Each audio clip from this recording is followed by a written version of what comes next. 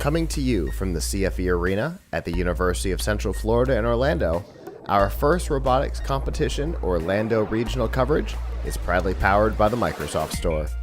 Whether you're programming a robot, playing a game, or doing homework, the Microsoft Surface is the tablet that can replace your laptop. You can get your Microsoft Surface, Xbox One, and more by going to PLUGHITZLive.com/Microsoft. I feel a little underdressed right this second. And I feel I like... wonder, why do you feel underdressed? I feel a little underdressed because Barry is wearing something that I am currently not. I feel like maybe I should put this... You really need to. Right here, right now. Absolutely. We got to support. We got two. I need a patch. I did. You I don't need have one? You don't have one. No. Well, hold on. Do you want this year's patch or do you want last year's patch? You got options for your patch needs. We got the 2016 and 2017 First Alumni patch. Which would you like? I'll take the dark blue one. All right. That one's cute.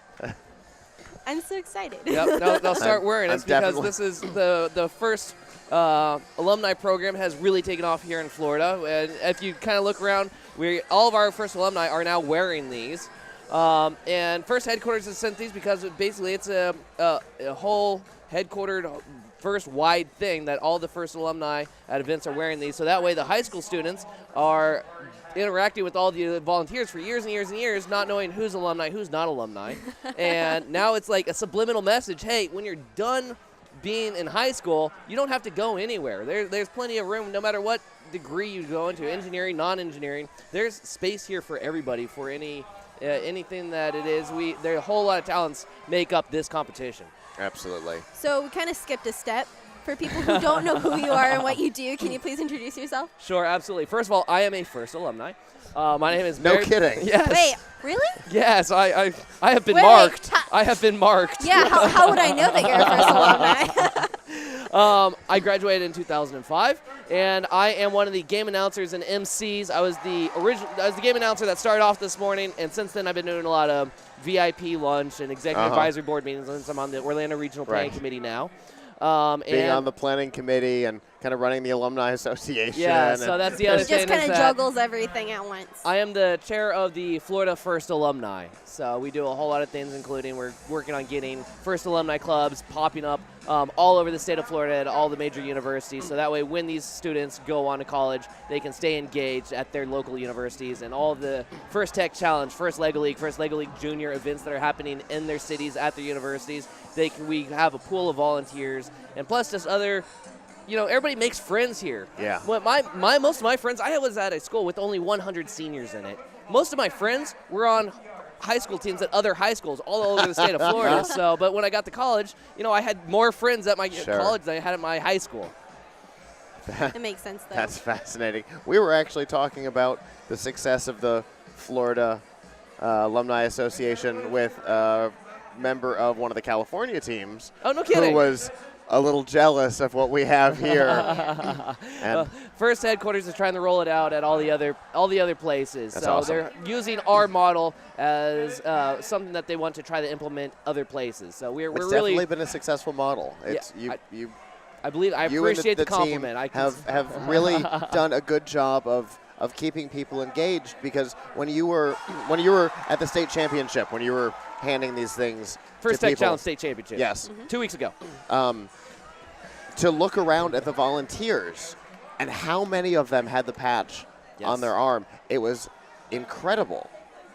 And I know for a fact that's not the way it works outside of Florida. Right. You don't see that kind of It wasn't the way that it worked here just a uh, couple of years ago. right. This is brand new for us. It's brand new for First Headquarters. I mean, Florida wasn't the one that made these patches. This came from the First Headquarters, mailed to us. Awesome. So they're trying to implement this everywhere. That's great. And I have to let you know that the students really, really appreciate it. Good. Like, coming from a team to going to nothing.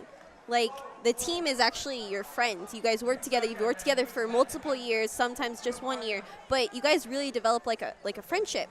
And then moving on to college, and then nothing.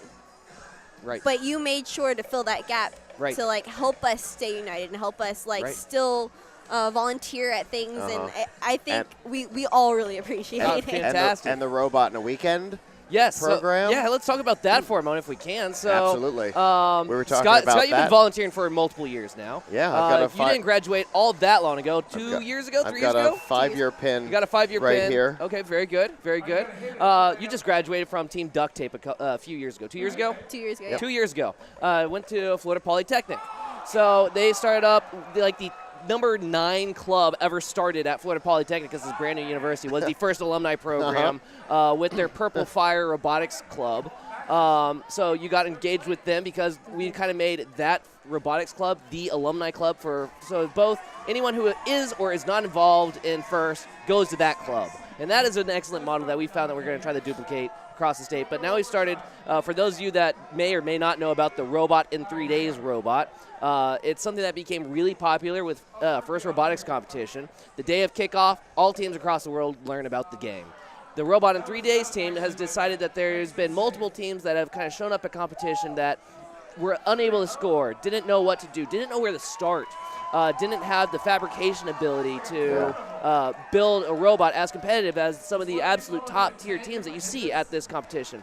So what they decided to do about it was create a robot in 3 days, which means we just build a robot as stupid fast as possible and put it up on YouTube and tell everybody, hey, here are some of the tips and tricks and best practices that all the best teams use. And this is one idea of something that you can do to build a robot. So we build a robot and put it on YouTube with a reveal video with music, and we've been getting between 40 to 60,000 views each year. We decided to duplicate this just a few years ago with the First Tech Challenge program with a new idea that we want our first alumni clubs that we've been starting to get involved with it. So Florida Polytechnic was one of them. Danielle was on our Florida Polytechnic Robot in 1 Weekend club. So it's Florida Polytechnic, Embry-Riddle Aeronautical University, University of Florida and FAU, and the Robot in 1 Weekend team all made. So we had 4 robots that were in this reveal video, and that video has now had 37,000 views since September. So it is a great commercial. And we had the hardware at RobotiCon. Yes. To show off at RobotiCon, so that the competing teams could see what was accomplished in just a couple of days. Yes. To be able to compete in the same game. Yeah, absolutely. So we had both RobotiCon and the other competition was Panther Prowl, which was like the week before that. Right before. So we were able to, that was like 2 weeks after the game was announced. We're running scrimmage matches. Oh, yeah. So the most first robotics competition teams rarely ever get to see an FTC robot running. And they let us set the field up in front of the FRC field. So as the FRC field was having trouble in the morning getting matches going, we were running our FTC robots that had been built in 1 weekend with a game that was revealed just 2 weeks earlier. And then RobotiCon was even cooler because you had the FTC teams, the First Tech Challenge teams, comes for Build It Day. Right. And that was great because they all got to actually see it and play with the robots that were already working. Right. Here are a couple who are designed for this game, and they've each got their focus on what they can do, and go. Yes. Here's inspiration. Here's a table full of inspiration. Go be inspired. which was a great idea. So you're in a NASA jumpsuit? Flight suit. Fine. Flight. It's for flying, not for jumping. I got it. I do jump in it too. Especially when you have the springy feet on. Springy feet. And the umbrella hat. Yep. So why? Why am I in a flight suit? So originally I started wearing a flight suit when I worked at the Kennedy Space Center when I was in college. Okay. I should probably just give my whole history of first. Okay. Like how'd you get into the Kennedy Space Center, Barry? I'm going to back this up a little bit. Let's go back to 2005. I was a high school student. Okay. By the way, my robot, we were competed at this regional when I was a high school student. Okay. My robot never scored a single point. Okay. I went through build season. My robot didn't move out of the corner. Did not move. We were the robot that the other teams were like, we have a really bad schedule. They were talking about my team. So that was, and now we're building robots in 3 days. So I went a whole build season. So this is how I've advanced from when I was, but FIRST has never really been about robots. It's more than robots. So it's more who you meet, the connections that you make. So in college, I made friends with the Pink team, and they had another alumni who invited me to come join the Kennedy Space Center Visitor Complex to become an educator, and I helped teach the robotics program in basically Camp Kennedy Space Center. and that's what I did in college. So I started wearing this flight suit as part of my job then. At the same time, I started mentoring a local team here in Orlando, Exploding Bacon, and they're sponsored by Lockheed Martin. They had Lockheed Martin engineers and Lockheed Martin mentors. When I was about ready to graduate here from UCF, they helped get me an internship at Lockheed Martin. So immediately after graduating, I got hired on full-time. For an internship. Yeah, got hired on full-time. I've now been working there for 8 years. Nice. And I transferred recently from Lockheed Martin Orlando over to the Lockheed Martin Kennedy Space Center just 2 years ago. So for about 5-year time gap, me wearing a flight suit didn't make a whole lot of sense. It makes sense again. So I've actually modified. This is the flight suit that I bought at the gift shop. My mother actually bought me this one. I have four flight suits because I go to a lot of competition. This is my 9th competition since December. This is competition number 9 for me. So this is my modified flight suit because I am on the Orion program. I have my Orion patch on it, and there's my Exploration Flight Test 1. We've flown 1 Orion spacecraft so far, December 2014. That was my first month working on the program, was getting to see the launch of the Orion spacecraft. That's awesome. We're now working on Exploration Mission 1, which is currently scheduled to launch in 2018. And NASA actually just announced a couple weeks ago that they are going to do a study to find out, can we put crew on Exploration Mission 1? So that means we originally were planning on putting crew on Exploration Mission 2, so we're going to try to accelerate that. It might delay our 2018 Exploration Mission 1 launch, but it's going to accelerate our ability to launch people to the moon. That's awesome. So that's what we're working on right now. And, Oh my goodness. to be a part of that is so cool. Oh man, it's I remember, a dream come true. I remember when definitely. I remember when that transition happened for you. I hadn't seen you to say, that happy. Yeah, you could say I was over the moon. Oh. Even Michelle was offended by that one. But it's what we expect from you, Barry. It's okay. And you have to realize that Barry is a very, very, very busy guy. He works on all this stuff, and then he volunteers at almost every first thing you can get your hands on. Yeah, exactly. He just texted me the other day saying, "Oh, I'm at work and I can't be at this competition." So South Florida Regional was last week, and normal regional Thursday, Friday, Saturday event. One, I was helping out with a government audit that we had, so it's kind of important that I be there.